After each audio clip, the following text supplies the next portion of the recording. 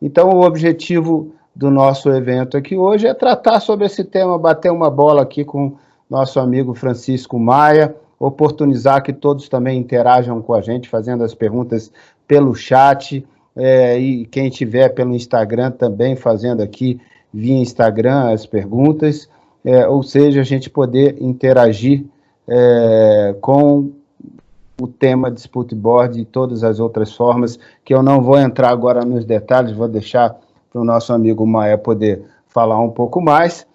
Também a gente falar um pouquinho sobre o Instituto Brasileiro de Direito da Construção. O Maia vai nos explicar, dar uma visão panorâmica sobre o BDIC, falar que estamos aqui em Brasília, e quem for de Brasília que também quiser se juntar a esse grupo de pessoas dedicadas, estudiosas ao tema do direito da construção, será muito bem-vindo também, é só fazer contato com a gente. Maia, então, a satisfação está aqui contigo, a bola está com você, pode começar um pouquinho sobre o tema e depois a gente vai dialogando um pouquinho mais.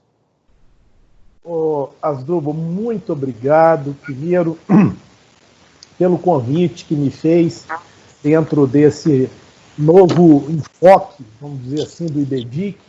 Desde que o Leonardo assumiu a presidência, o nosso presidente, ele sempre teve uma preocupação muito grande em capitalizar o IBDIC por todo o Brasil, regionalizar a nossa entidade, e me convidou dentro da diretoria para enfrentar esse desafio.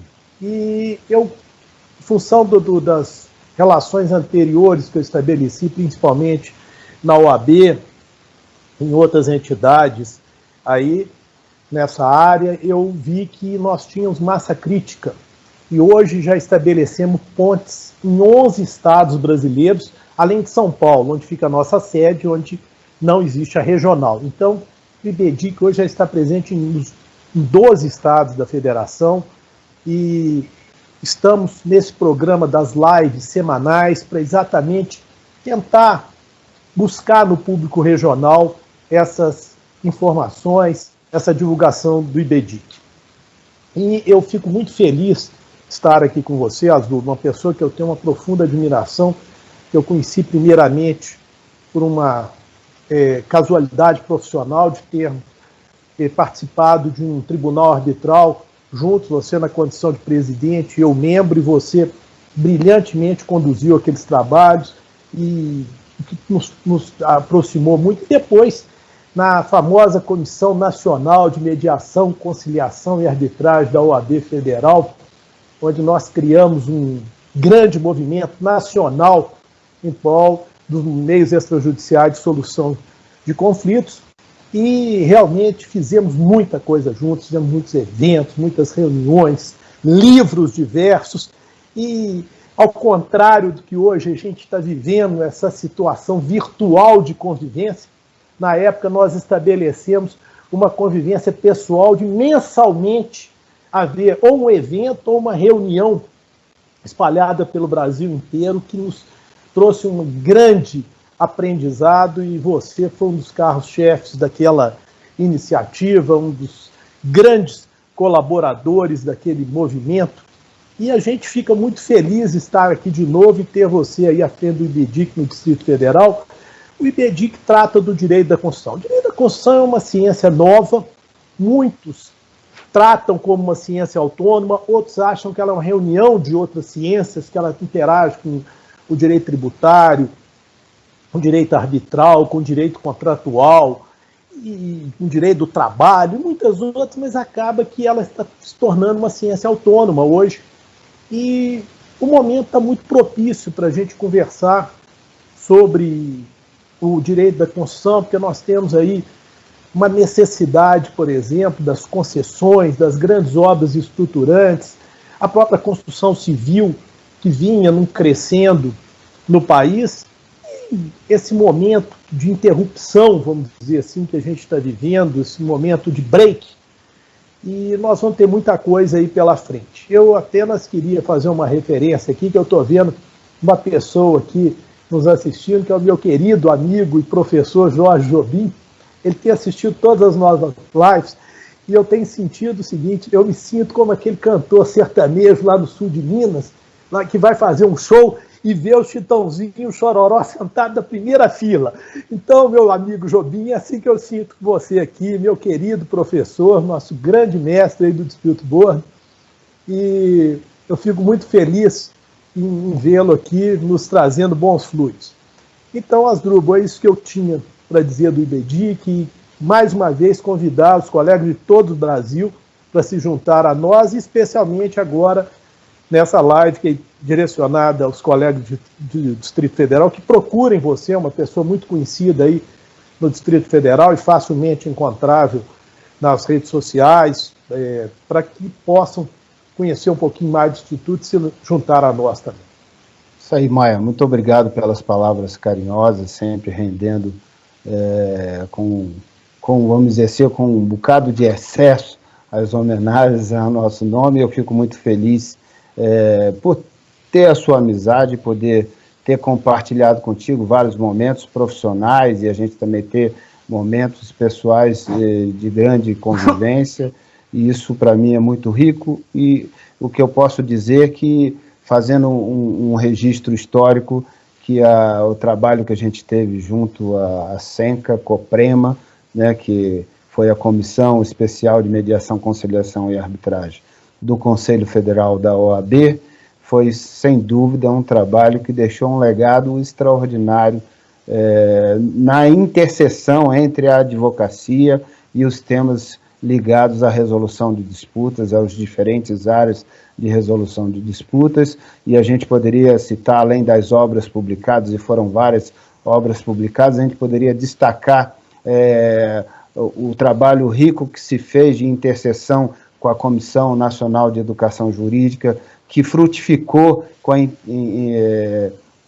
a interligação com o Conselho Nacional de Educação e depois com a alteração das diretrizes curriculares do curso de Direito para inserir o estudo da mediação, da arbitragem de meios adequados na formação dos novos profissionais do direito, dos novos bacharéis. Eu acho que só esse legado já valeria todo o trabalho que foi feito, porque a gente lançou para as próximas gerações, para os novos bacharéis que virão pela frente, a possibilidade de ter uma intimidade maior com o estudo desses temas. Eu acho que isso foi extraordinário. Mas, além disso, muitas outras atividades foram feitas de forma importante, as interseções também que se desenvolveu com, por exemplo, a alteração do novo Código de Ética dos Advogados e a previsão em que garantiu e preservou o direito dos advogados no sentido de receber honorários equivalentes em qualquer metodologia que venha adotar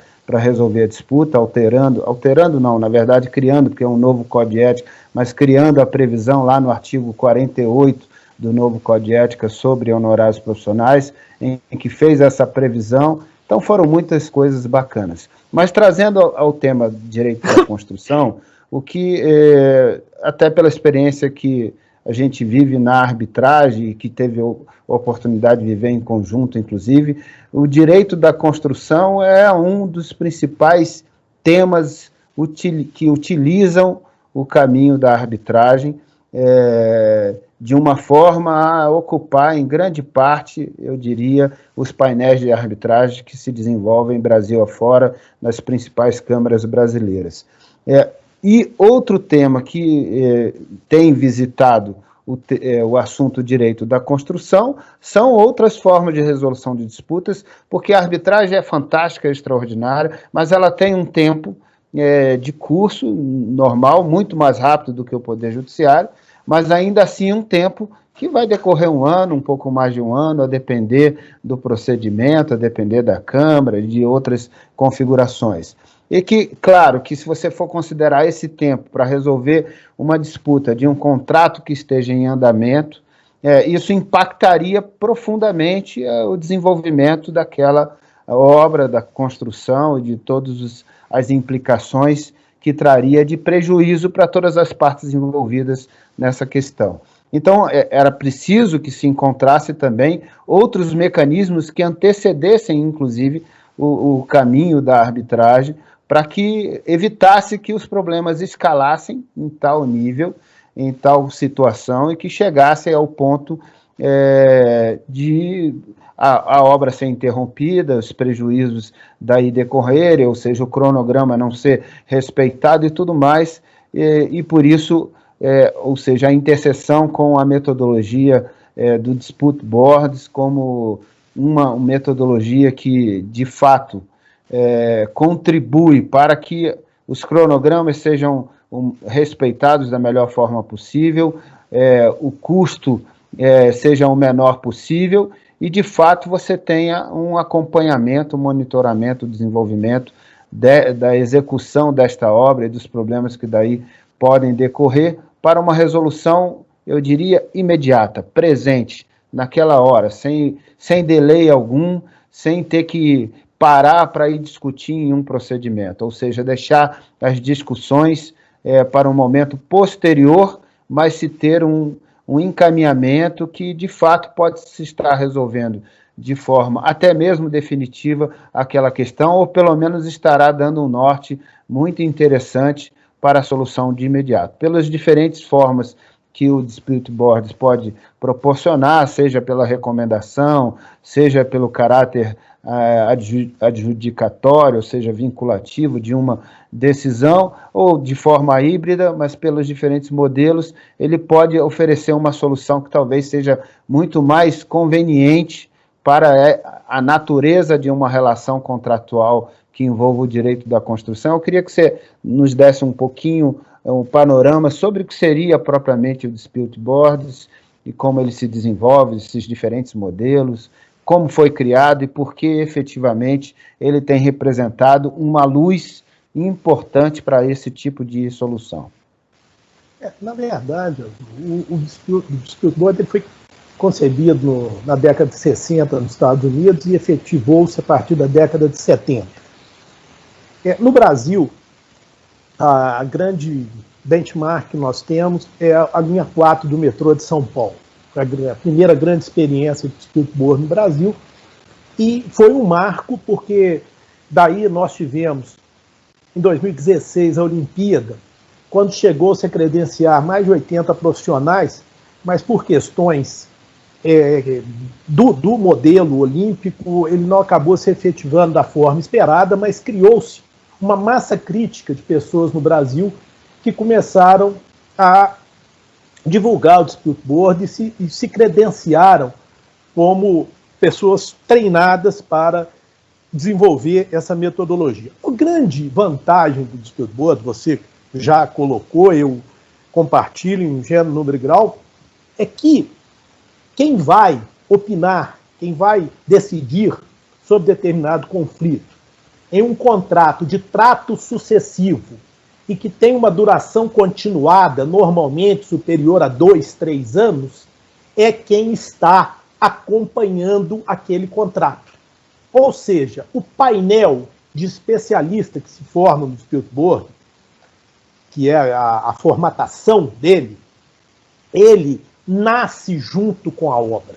Muitas vezes, inclusive na Olimpíada, cogitou-se dessa forma, quando a autoridade olímpica assinasse um contrato, ela já teria que aderir a um Dispute Board já pronto para entrar naquele contrato.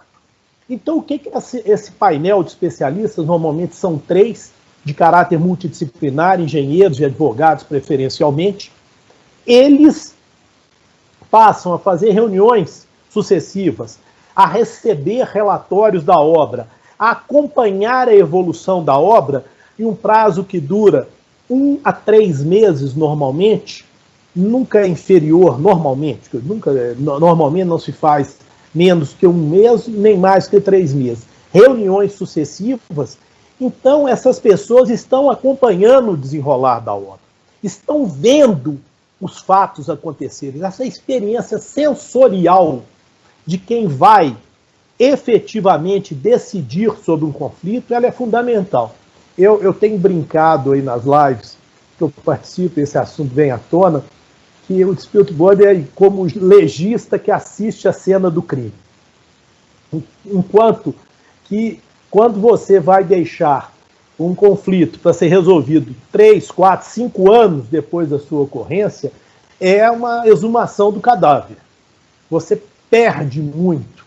E, inclusive, o Dispute Board já pode, nessas reuniões sucessivas, já analisar eventuais defeitos em relatórios diários de obras, chamados RDOs, nas formas de apresentação de relatórios, acompanhar a relação que existe entre contratante e contratado, e que eu acho que a grande consequência disso, como você bem colocou também, pontuou na sua fala, é que você não tem impasse na obra.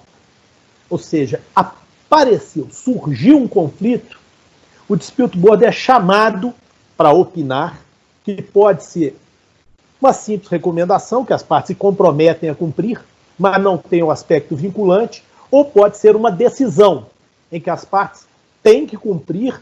Em ambos pode haver um recurso ao Poder Judiciário ou à arbitragem, mas as próprias estatísticas da entidade que congrega esses profissionais em nível mundial, que é a DRB Foundation, indicam que esse percentual não chega a 2% de revisão dessas decisões, ou ele pode ter um formato híbrido, que quem solicita ao comitê esta interseção no conflito é que vai dizer se ele será recomendação ou será decisão, tá certo? Caberá ao solicitante. Então são as três modalidades.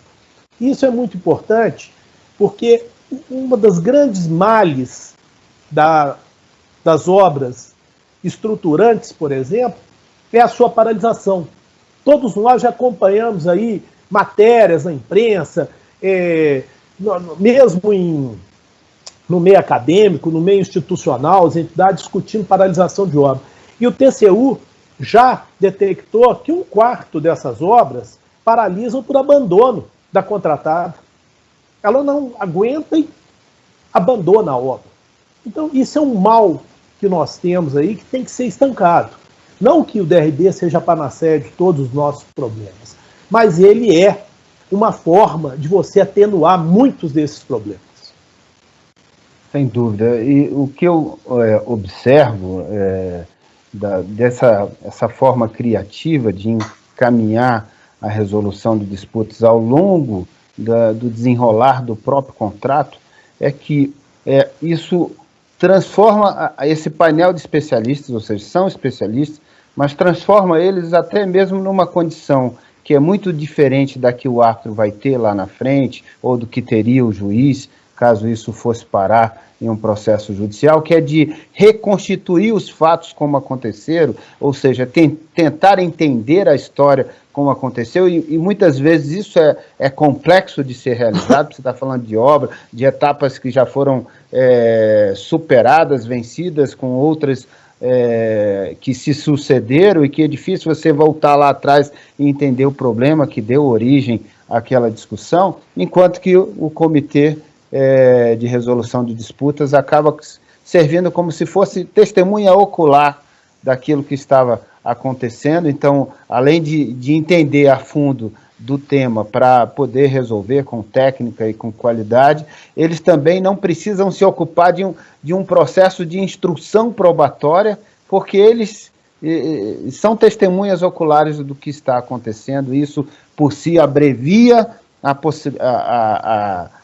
ou seja, abrevia o tempo para poder entender qual é a gênese daquela divergência, e além de abreviar esse tempo para entender, ele acaba criando uma maturidade de você poder ver a fundo e a plena verdade do que de fato aconteceu, para poder decidir com muito mais precisão, com muito mais qualidade e efetividade do que colocaria em risco de alguém que está tentando entender um fato que está sendo reconstituído e que pode estar faltando alguma peça nesse quebra-cabeça e tem mais dificuldade de enxergar panoramicamente toda a situação. Então acaba que imprime realmente uma qualidade até maior ao encaminhamento que o comitê pode dar, e ainda com uma característica muito interessante de poder isso depois até, inclusive, não só ainda que seja levado a uma arbitragem ou a uma disputa judicial, mas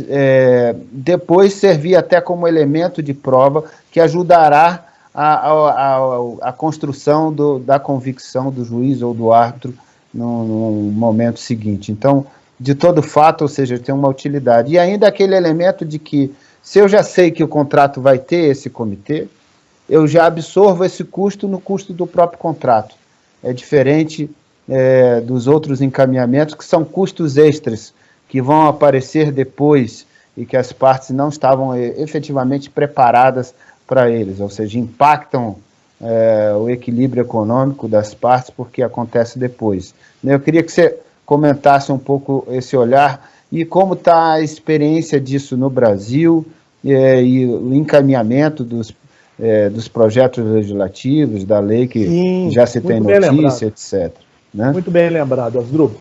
Bom, eu vou pegar algum gancho. Você tocou brilhantemente numa questão, que é a questão do meio de prova. A parte que busca rever uma decisão ou uma recomendação do dispute board em outra instância tem que ser por um fato muito relevante. Porque aquilo ali foi construído dentro desse ambiente que você narrou. E essa estatística já mata por só. Então, a pessoa que busca, ela já tem um elemento de freio para ela buscar, que talvez seja uma aventura. Além disso, você colocou um outro ponto que é custo. Segundo a DRD Foundation, o custo disso varia de 0,05 a 0,26 do valor do contrato.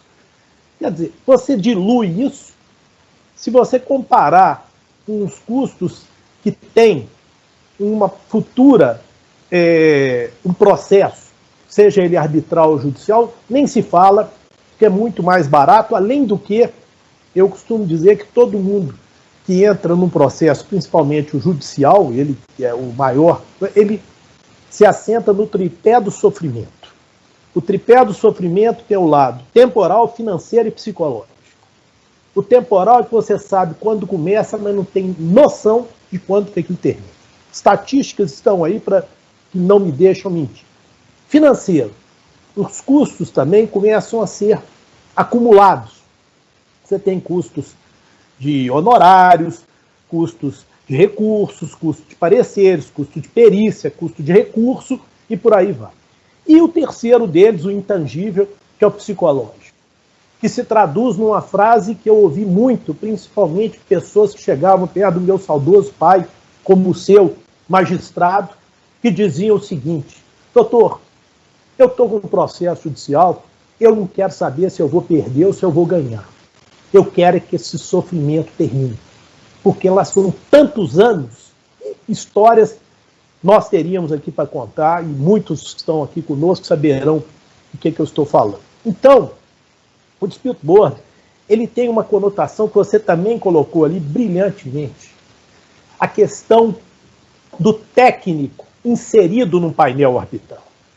Porque você tendo um caso, por exemplo, que eu estou vivendo agora, está aqui conosco o meu querido colega Renato Herr, sempre nos prestigiando aqui, que estamos juntos no painel arbitral, junto com um colega advogado. Renato é engenheiro, eu, engenheiro e advogado, eu brinco, é o único dispute board que tem 4 membros.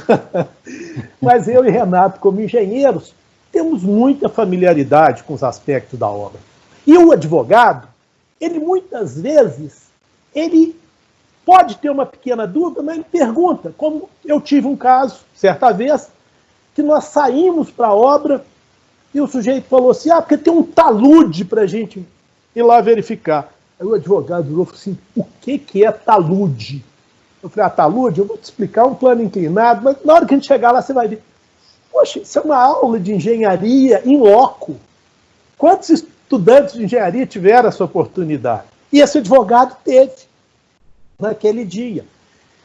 E aí eu vou pegar esse gancho, inclusive para já entrar da pergunta que você fez do processo legislativo. Hoje nós temos um projeto de lei no Senado, de autoria do senador Antônio Augusto Anastasia, que é o projeto 206/2018, que trata da utilização do dispute board em todos os níveis de governo, estadual, municipal, federal, e que ele, no seu bojo, já traz esta recomendação que ele preferencialmente deve ter caráter multidisciplinar, formado por engenheiros, advogados e outros especialistas. Pode ser de uma formação que não seja essa, mas que seja especialista no tema do contrato. E mais ainda, em São Paulo já existe uma lei municipal de número 16.873/2018, que já trata do dispute board nos contratos com a administração municipal. Em diversos estados e em algumas cidades de maior porte, já se discute em âmbito legislativo também essa modalidade, e o projeto da nova lei de licitações explicita claramente o dispute board. Além do que, nós temos uma decisão de um recurso especial da Lavra do ministro Marco Aurélio Belize, que, numa discussão sobre cláusula compromissória de arbitragem, ele adentra na questão da existência do comitê, da possibilidade das partes escolherem um comitê de disputa, baseado no princípio que todos nós que lidamos com a arbitragem temos levantado, que é o princípio da autonomia da vontade. Tá? E não existe, então, nenhum empecilho, nós estamos rodeados, e sempre eu digo, uma questão cultural. Hoje eu conversava com o nosso querido amigo aí do Distrito Federal, que também está conosco aqui, o Eduardo Vieira, e ele me perguntava sobre a aplicação do dispute board, por exemplo, na construção civil, que é que não de obras estruturantes, mas em obras de menor porte, que é uma bandeira que nós temos defendido aí, inclusive, coincidentemente, agora está completando 4 anos, no próximo dia 20, que nós lançamos o livro CRD, Comitê de Resolução de Disputas, e eu lá procurei, com bastante ousadia, eu acho, até levar essa ideia, e agora, recentemente, na companhia do nosso companheiro de diretoria do IBEDIC, o Ricardo Medina, também escrevemos um artigo sobre isso na revista Debate Imobiliário do IBRADIM, Instituto Brasileiro de Direito Imobiliário, defendendo essa ideia. E eu falava com o Eduardo, que 2 vezes eu já tive quase convencendo, um até está suspenso, mas o outro nós já vimos, que me consultaram sobre isso, uma obra de grande porte, de construção civil, uma obra que vai durar 2 anos, e na época eles acharam que não estava exatamente, nós não prevemos no custo e tal, e já houve uma questão lá de um claim, a obra, em 4 ou 5 meses, já teve um claim, e eles me ligaram, nós estamos com esse problema aqui. Eu falei, pois é, se vocês tivessem feito o que eu recomendei, que era um DRB, um CRD, um Comitê de Resolução de Disputa, estaria possível. E eu teria outros exemplos aí para dar. O outro é um loteamento, que está suspenso agora, eles tiveram que parar, mas a pessoa está com muita intenção de instalar um dispute board para ele ter uma relação com todos os subcontratados, que todos aderissem a esse dispute board, que é a nossa grande bandeira para a construção civil, para loteamentos e obras dessa natureza, que todos os players adiram ao comitê para que ele possa, então, estar presente no primeiro momento, solucionando esses conflitos. Pode também outras modalidades, que nós vamos falar daqui um pouquinho, eu acho que a gente já pode abordar essas outras que a gente tem visto aí, que eu tenho também algumas histórias para contar aí. Mas você tocou nesse ponto, trouxe esses exemplos aí bem interessantes, que acaba nos permitindo também apontar um outro aspecto, que é a possibilidade da utilização desse modelo de uma forma um pouco distinta daquela concepção original, de ter um comitê que nasce com o contrato, que acompanha o desenvolvimento do contrato, de ter essa possibilidade também de forma ad hoc, pontual, para uma situação talvez como essa que você acabou de abordar, de alguém que já estava cogitando, mas acabou que, a princípio, entendeu que como não pensaram em agregar isso ao contrato anteriormente, que seria um custo que não estava planejado. Mas que, já que surgiu a divergência, né, da qual vai ter que lidar com essa divergência de uma forma ou de outra, ou seja, já vai impactar o custo, então, em impactando, talvez até o dispute boards, ainda de forma ad hoc, possa ser uma solução mais econômica para poder tratar isso, né?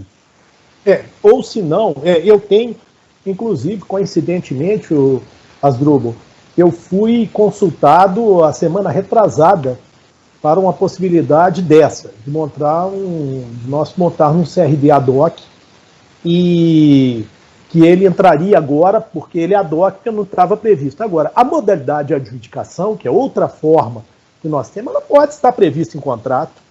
Você já pode estabelecer, inclusive, nomes de adjudicadores que poderiam ser acionados na ocorrência de um conflito na obra, e ali eles poderiam haver um critério de escolha. Em arbitragem a gente tem adotado isso até muito em perícia, mas no momento do conflito, por exemplo, esse caso que eu disse dessa obra de construção civil, que é uma obra que teve um claim intermediário que eles acabaram resolvendo por negociação.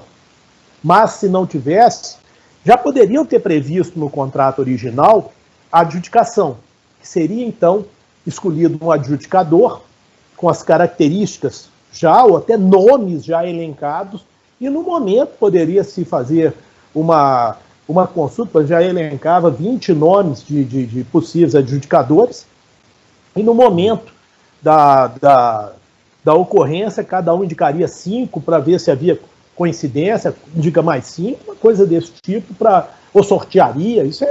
Tem muitas formas, nós precisamos ser criativos.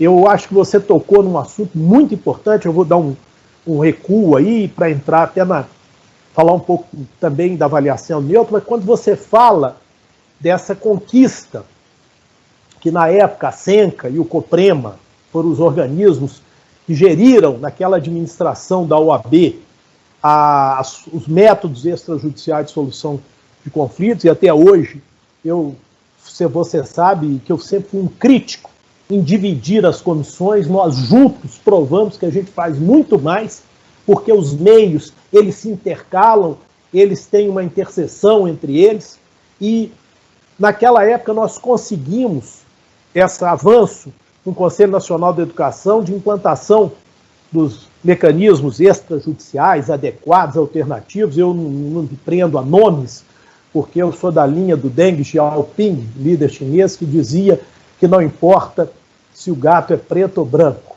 eu quero saber se ele caça o rato. Então, eu acho que nós temos diversas formas, e hoje, eu acho que esse foi um marco, porque sempre disse isso, e ficou até famosa essa minha afirmativa, uma entrevista que eu dei para a revista da OAB do Rio, quando nós estávamos trabalhando na reforma da lei de arbitragem, criação da lei de mediação, que eu tive a honra de compor a comissão do Senado Federal e a comissão do Ministério da Justiça. Eu dizia que nossos cursos de direito eram escolas de pitbull, porque a primeira coisa que o aluno aprende é chamar o colega que está na outra face de ex-adverso. E nós temos que mudar essa cultura, porque você foi muito feliz, muito preciso, quando você fala dos honorários, que entraram também no Código de Ética por uma ação da SENCA e do COPREMA, que o cliente, quando procura um advogado, ele não quer brigar, a não ser por causas patológicas, que são exceções pontuais. Ele quer solucionar o conflito. E isso hoje se espelha muito naquela mensagem que o ministro Barroso usou num congresso do César, em que ele diz que o advogado do futuro não será aquele que saberá propor uma boa demanda, mas é aquele que saberá evitá-la. E é isso que os métodos que nós pregamos procuram levar, sempre assessorado por advogados, porque o advogado é fundamental na construção da solução do conflito, mas de uma forma inteligente. Então, nós já falamos do dispute board e falamos da adjudicação. Da mediação e da arbitragem são métodos que já estão bem consolidados, e a arbitragem já de uma forma mais avançada, a mediação entrando agora, principalmente nesse momento, que alguns aí pessimistas ou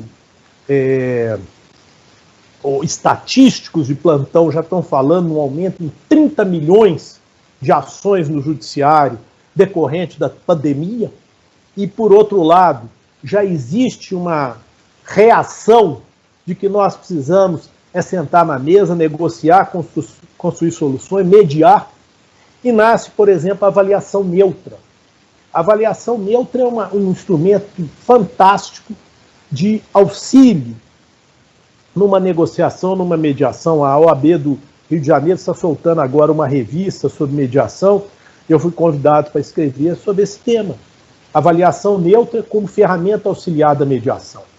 E eu vou dar só um exemplo. Eu poderia falar aqui do claim de obra. Tudo bem, o claim de obra é um exemplo claro.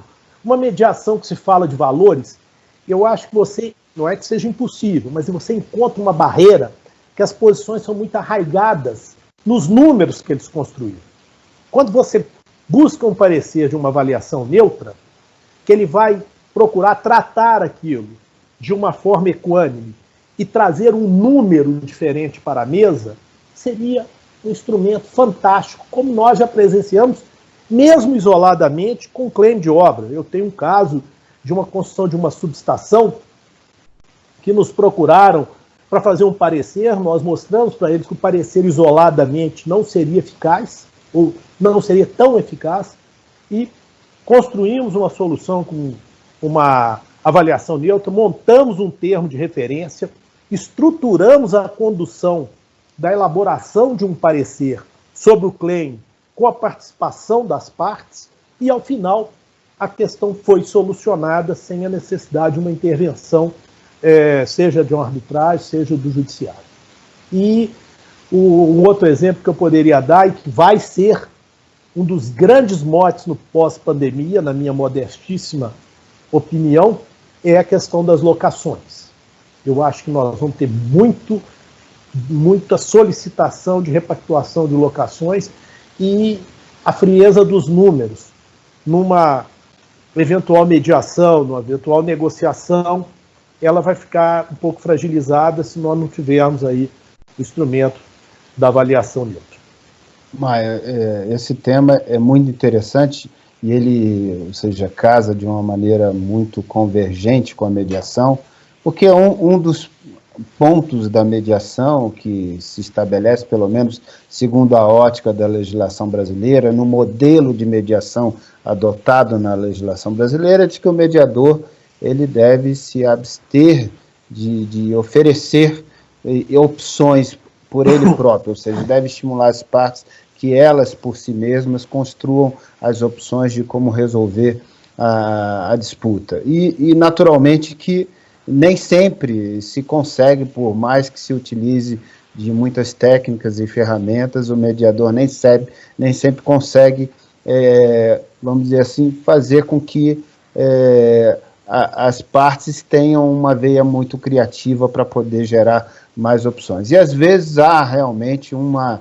polarização com números, especialmente quando se trata de números, e a ausência desta perspectiva do mediador avançar sobre ele, oferecer opções, como faria o conciliador, como uma hipótese, pode se valer da avaliação neutra como uma ferramenta especial que trará uma outra pessoa que naturalmente de nenhuma forma implicará em que o mediador entre nessa esfera que é um pouco delicada dele poder fazer uma avaliação e naturalmente de alguma forma poder ser percebido como se inclinar mais para um lado do que para outro, naquilo que ele pudesse exprimir nessa ideia de avaliação. Então esse terceiro que fará esse papel de avaliador neutro, ele acabará oferecendo um olhar que pode fazer com que as pessoas se desapeguem de uma posição polarizada e percebam que, em não se resolvendo na mesa de negociação, indo para uma disputa contenciosa propriamente dita, que possivelmente se socorra de peritos, de experts, para poder fazer avaliações e poderia se aproximar muito daquilo que o avaliador neutro estaria fazendo, ou seja, evitando que se vá para uma disputa com uma perspectiva de resultado já mais ou menos conhecida e que vai encarecer para as partes resolver daquela maneira, e talvez isso venha a dissuadir a pessoa de posições polarizadas para que ela possa caminhar com mais facilidade na composição do acordo. Então, acho muito bacana, mas tem um outro ponto que o nosso tempo aqui já está um pouquinho avançado, a gente quer deixar também espaço para o pessoal fazer perguntas. Tem um outro ponto que eu gostaria de convidá-lo a comentar, porque era um dos nortes que a gente tinha pensado para a nossa conversa de hoje. Quero falar um pouco também sobre ouvidoria, ombudsman, ou seja, uma perspectiva de uma outra metodologia para também trabalhar como algo que possa ser útil ao direito da construção.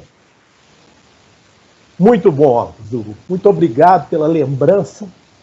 A ouvidoria, a gente traz também à baila como uma nova ferramenta, uma nova forma, e nós vamos ter aqui uma interseção, em alguns lugares, com terceiros que não fazem parte diretamente da relação contratual. Pode ser um fornecedor, pode ser uma comunidade, pode ser um usuário.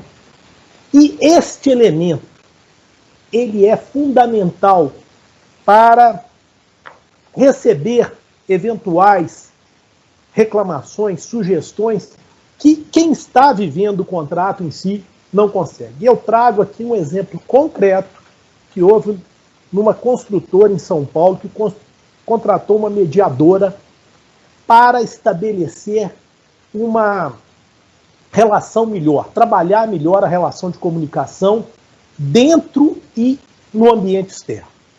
E ela resolveu, então, ir para as obras, convocar uma reunião com os vizinhos. Ora, obra é uma coisa que sempre tem alguma interferência com os vizinhos. E não se faz omelete sem quebrar os ovos. Obra traz incômodo. Obra traz transtorno. Não adianta, você tem que minimizar. Dificilmente você consegue eliminar algum tipo de interferência. E ao final da reunião ela foi procurada por um casal de idosos que perguntaram se podiam conversar com ela. Ela falou, perfeitamente.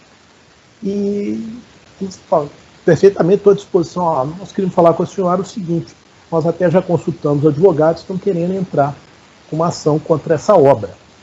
Mas qual o problema? O problema é o seguinte, todas as noites, quando começa a descarga dos materiais, porque em São Paulo tem regiões que essa descarga só pode ser feita à noite, o portão, ele abre, fecha e faz um barulho ensurdecedor, e nós não estamos mais conseguindo dormir. Isso ninguém está aguentando, e nós não conseguimos falar com ninguém da obra sobre isso. Então nós estamos querendo entrar com uma ação para proibir esse tipo de acesso. A obra ia ter que parar, porque como é que é descarregar o material? Então eu brinco que depois de inúmeras reuniões, contratação de expert no assunto, descobriram que tinha que passar graxa no portão. Era uma coisa tão elementar, mas por quê? Quem está no dia a dia, quem está ali trabalhando, não percebia que aquele barulho ele causava incômodo, não ter sido de madrugada. Tá certo? Como ele causou, deve ter causado a outras pessoas, alguns talvez não chegaram ao limite de tentar até ajuizar uma ação. Mas, às vezes até porque eles usam aqueles equipamentos de proteção, né? Pode, e também as pessoas estavam extremamente incomodadas com essa situação. E uma simples ouvidora, no caso era uma mulher, uma simples ouvidora, ela conseguiu sanar um problema tão elementar, tão simples, tão banal, que era passar graxa na roldana do portão que abria e fechava diversas vezes à noite para a entrada de materiais. E aí você imagina isso em outras situações, obras estruturantes, que você tem uma figura que possa conciliar a interesse e ajudar a resolver essas questões mais triviais. Quer dizer, nós estamos avançando para outras questões que visam exatamente distensionar ou desmontar aquele mecanismo de ocorrência de conflitos. Só para a gente fechar esse ponto e a gente poder abrir para as perguntas, Maia, o momento singular que a gente vive hoje, com a pandemia e todos os efeitos, além do aspecto da saúde, mas os efeitos econômicos, que também são bastante perversos e complexos, que vão gerar um desdobramento de muitas... vão gerar e já estão gerando, sem dúvida, um desdobramento de muitas inadimplências, quebras contratuais, desequilíbrio nas relações contratuais, e que isso vai também, na perspectiva do direito da construção, até porque obras tiveram que ser paralisadas pela contingência do próprio isolamento, ou reduzido o número de pessoal que vai trabalhar, e todos os impactos disso, e além, claro, das dificuldades econômicas que daí vão surgir, e que o cumprimento desses contratos,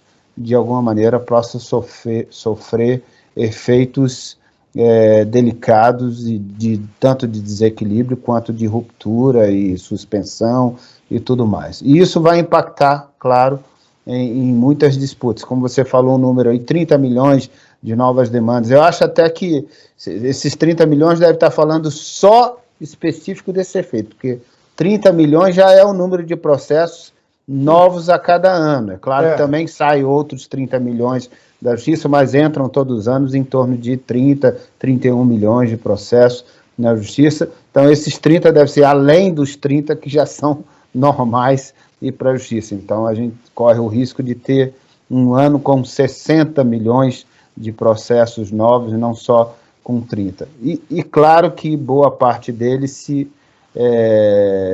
poderia resolver por outros meios de solução, e com certeza isso vai impactar muito o setor da construção civil, das grandes obras também, e de todo modo afetar a perspectiva do direito da construção. Eu queria só uma palavra final sua para arrematar de que maneira essas metodologias que a gente conversou hoje podem ser levadas a uma solução mais rápida e imediata agora, porque não estavam contempladas no contrato, mas podem, de alguma maneira, serem utilizadas agora para a gente resolver rapidamente em procedimentos mais expeditos e de custos menores, para poder viabilizar exatamente quem está passando por todos os efeitos econômicos desse problema.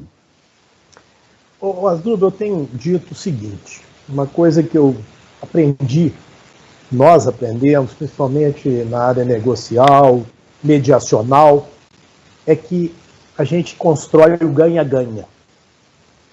Essas tratativas, elas buscam um ganha-ganha, quer dizer, ambos têm que ganhar. Eu digo que nós estamos vivendo um momento que as pessoas vão ter que aprender, num primeiro momento, ao perde-perde. A maioria dos casos, todos vão perder um pouco, mas para a gente ganhar adiante. Tá? E eu acho também que tem que haver uma cultura. Essa cultura que já está se implantando, eu acho que ela vai ter um salto agora, como já demonstrado no início da pandemia, que nós estamos acompanhando em algumas relações, eu particularmente tenho visto isso muito nas relações locatícias, por exemplo, uma disposição muito grande para se negociar. Estou acompanhando também pessoas na área societária, um caso específico essa semana, que eles estão levando a uma mediação porque estão enxergando que vai ser um tiro no pé, literalmente, judicializar um conflito societário nesse momento. Então vai haver, eu acho que é uma conscientização muito grande. A minha modesta opinião, as pessoas estão vendo que tem que haver um espaço para composição, para diálogo. Agora, ferramentas, nós acabamos de falar, existem muitas. Nós temos que ter coragem. É a questão cultural, que eu sempre falo. A questão cultural ela está impregnada e nós temos que nos desvencilharmos da cultura do litígio, que, como disse certa feita o ministro do STF, que o brasileiro tem um estigma de que todas as soluções do conflito têm que passar pelo judiciário. Talvez seja esse nosso vício cartorial português em ver no Estado o único lugar onde que os nossos problemas podem ser resolvidos. Então, eu vejo dessa forma. Eu acho que sim, de forma bem objetiva. E aí, o cardápio é amplo. Eu vou aproveitar, Asdrubal, se me permite também, sobre o caso do Dispute Board, especificamente, apresentar aqui uma coisa rapidamente na tela, que é um material que a Giovana vai colocar aí para nós no chat. É uma pode buscar isso na internet, que é essa cartilha. Apareceu aí a cartilha? Apareceu. Para quem está no Instagram, é uma cartilha da OAB de Minas Gerais sobre o Comitê de Resolução de Disputas. A Giovana vai colocar no chat, mas basta buscar no Google que nós vamos encontrar também essa possibilidade dessa cartilha, que é uma cartilha bastante simples, são 15 páginas apenas, e tem as informações gerais sobre os Dispute Board, o Comitê de Resolução de Disputas. Tá? Eu acho que a gente pode passar para as perguntas. Parece que a Giovana já compilou aí. Exatamente. Vamos passar para as perguntas. De todo modo, quero registrar aqui já o meu agradecimento, Maia, por participar aqui da nossa live regional Brasília do IBD, que acrescentou imensamente com toda a sua experiência, toda a sua bagagem e conhecimento, tratando sobre todos esses temas, e agora oportunizar, franquear aí as perguntas e a gente poder também enriquecer com a contribuição de todos. Giovana? A Giovana tem já alguma pergunta no Boa radar? noite aí? a todos. Oi. O Jerônimo Roveda parabenizou a live, diz que está de alto nível, e fez a seguinte pergunta. Em relação ao DB em obras de menor envergadura, ou até mesmo sua utilização no setor imobiliário, é defensável a composição por um único membro? Neste caso, não se aproximaria mais da adjudicação e não seria melhor até pelos custos? O Jerônimo, eu agradeço as palavras, o nosso diretor regional do Rio Grande do Sul, então ele tem uma carga de suspeição aí, então vocês têm que levar em conta. O Jerônimo, eu acho que ele se assemelha assim, a diferença é que na adjudicação, o adjudicador é chamado somente se houver o conflito. Então você tem uma obra aí com 8, 9 meses, por exemplo, teve um claim, um pleito dentro da obra, ou outra forma de conflito, nós chamamos o adjudicador de uma metodologia pré-estabelecida e ele vai chegar ali, às vezes, sem nunca ter ido na obra. Embora ele esteja muito mais presente do que uma perícia que ocorreria 3, 4, 5 anos para frente, mesmo assim ele não acompanhou. É o que nós chamamos da experiência sensorial. Nós defendemos, nesses dois artigos, um de um livro e outro, que saiu na revista do Ibradim, essa composição de um membro, sim, em obras de menor porte, um comitê de um, não há nada que proíba isso. Agora, eu acho que ele deve ir, sim, pelo menos numa frequência bimensal numa obra de construção civil. Eu não digo mensal, mas pelo menos de 2 em 2 meses ele comparecer à obra, ficar lá um dia, por exemplo, correndo a obra, vendo os relatórios gerenciais, analisando os relatórios diários de obra, se reunindo com os gestores de contratante e contratada para verificar eventuais posições que já começam a emergir sobre alguns fatos. É ali que a gente já começa a detectar a origem da controvérsia. Então, eu acho que o DD, ele está muito mais, mesmo que seja de um, para o modelo tradicional do que a adjudicação por essa forma que eu acabei de dizer. Maia, eu até acrescentaria aí um detalhe interessante dentro dessa última fala que você disse, que é exatamente o comitê, ainda que de um só, ele acompanha a temperatura da relação, né? E ele pode, muitas vezes, contribuir vivamente para evitar que um atrito inicial escale de uma maneira a se tornar um problema mais sério. Então, muitas vezes, ele faz um papel que não é propriamente técnico no sentido de emitir uma decisão, mas até mesmo de prevenir a necessidade de emitir uma decisão. Então, acaba tendo uma contribuição mais efetiva para o contrato nessa perspectiva. Mas é óbvio que tem que se analisar os custos e fazer a consideração disso para ver o que é mais conveniente para cada relação contratual. Eu quero só alertar aqui nossa live lá do Instagram pode estar por cair em razão do tempo aí, então deixar registrado que ficará gravada e que será disponibilizado também aquilo que foi tratado aqui na nossa live, nos canais do IBDIC, então será disponibilizado caso venha cair pelo tempo a live no Instagram. Mas seguindo aí, vamos ver se tem mais alguma contribuição também. Giovana? O Renato Hers fez a seguinte pergunta. Considerando que o novo normal pode ser variável, veja que em POA voltaram a fechar os shoppings. Como vocês avaliam a introdução de DB em obras em curso para facilitar as prováveis contínuas negociações? Eu acho extremamente viável, não tenha dúvida disso. Até porque nós vamos ter um stop, é um momento que houve algumas paradas, e essa retomada é um momento propício, talvez, para introduzir essa forma, porque certamente nós vamos ter.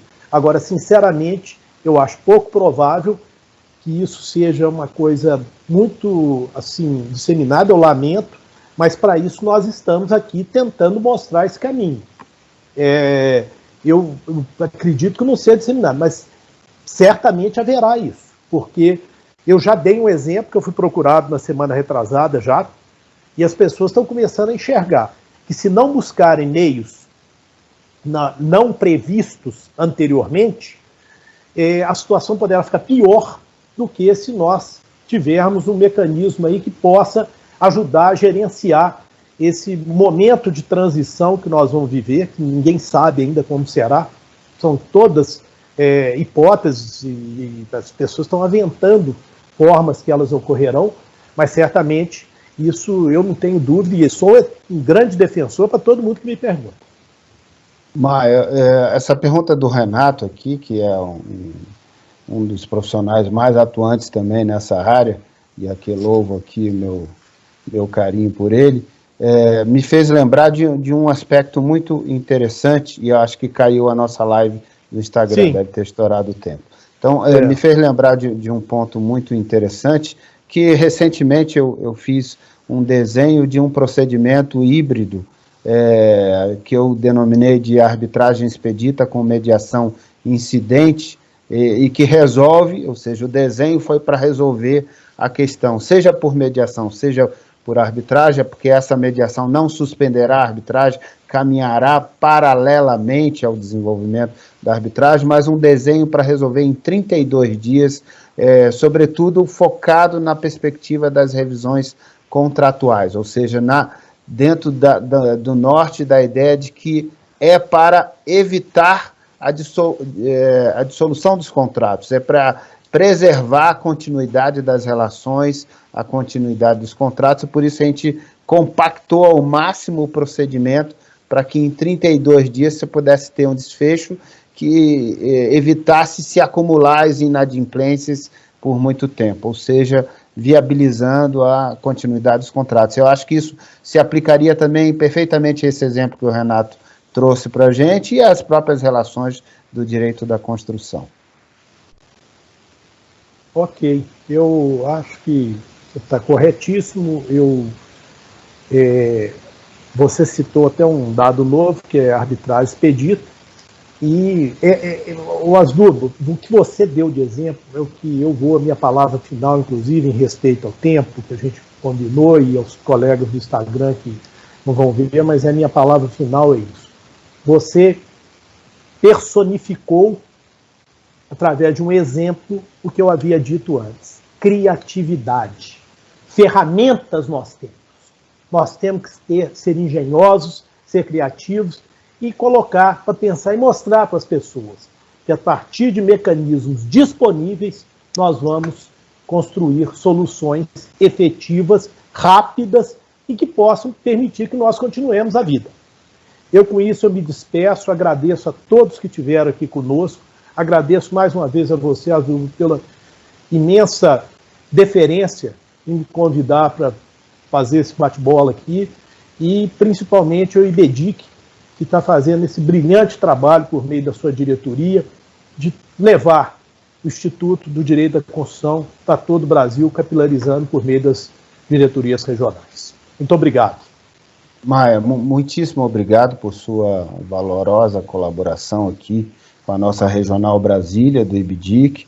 Muito obrigado ao próprio IBDIC pela iniciativa de promover essas lives regionais, nos permitir nos apresentarmos cada vez mais ao público que pode aderir e utilizar os serviços que o IBDIC proporciona. Estão todos convidados a se juntar a nós nesse grupo que estuda o direito da construção. Agradeço imensamente. Vi que o Renato fez uma última pergunta, se tem algo publicado sobre esse procedimento 32 dias. Tem sim, Renato, depois me chama no WhatsApp que eu te mando o link. Foram feitas palestras, tem vídeos gravados, tem o desenho todo do procedimento, então quem quiser, inclusive, pode me chamar pelos canais de comunicação nas redes sociais, que eu terei prazer em contribuir e colocar o link de acesso. Mas muito obrigado a toda a equipe de assessoria do IBDIC também que nos ajudou. Bem lembrado. Um beijo para vocês. Estou vendo minha filha linda aqui, minha esposa também nos assistindo, a Agatha, a Tatiana. Beijo para vocês também. Tudo de bom. E obrigado. Vamos ficar por aqui para a gente não se estender demais. Um beijo no coração de todo mundo. Valeu, até o nosso próximo. Obrigado. Valeu. Se Deus quiser. Um abraço a todos. Obrigado.